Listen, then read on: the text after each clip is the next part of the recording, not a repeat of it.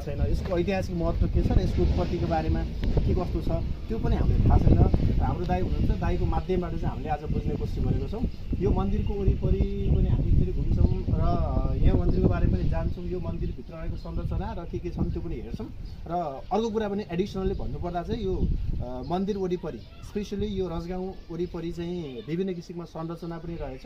पहिलाका पुर्खाको त्यो राजाहरूको बस्ती पनि रहेको ठाउँ भनेर अहिले दाइले भन्नु, त्यो पनि हामी अहिले बुझ्नेछौँ, त्यहाँ पनि जानेछौँ। पहिला चाहिँ मन्दिरको बारेमा बुझौँ। यो के हो दाइ खासमा, यो कसरी, यसको के उत्पत्ति कसरी भयो, यसको महत्त्व के छ? यसको महत्त्व तपाईँको भन्नाले अहिलेसम्म हामी भीमसिंह भनेर मानिरहेछौँ। भीमसिंह भनेर अब पहिलेदेखि चाहिँ थाहा भएन। भीमसिंह भनेर यहाँ आजा पूजा गर्ने ठाउँमा हामीलाई चाहिँ बसोबास भएको ठाउँ अहिले पनि चलिरहेको छ। अहिलेसम्म के थाहा छ तपाईँलाई? अहिले थुप्रो वर्ष भइसक्यो। हाम्रो बाउ बाजे पालाभन्दा अगाडि नै मन्दिर थियो। मन्दिर थियो। यो अहिले तपाईँले पूजा पनि गरिरहन्छु। अब पूजा गर्दा पनि अहिले चाहिँ अब छाना चाहिँ हालेको छैन।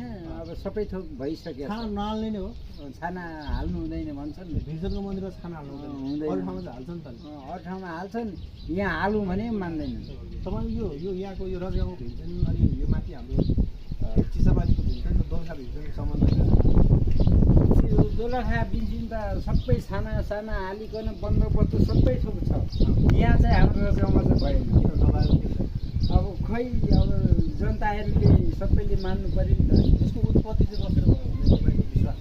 अब उत्पत्ति अब भीमसेन कहाँबाट आएको भने त्यो चाहिँ मलाई थाहा भएन। पुर्खाले चाहिँ अब पहिलेदेखि हामी मानि आइरहेको छौँ, मान्नुपर्छ भने त्यही गरी अब हामी चाहिँ त्यही चलाइरहेछौँ। अब यो के गरौँ, हामी चाहिँ वरिपरि घुम्नु हुन्छ।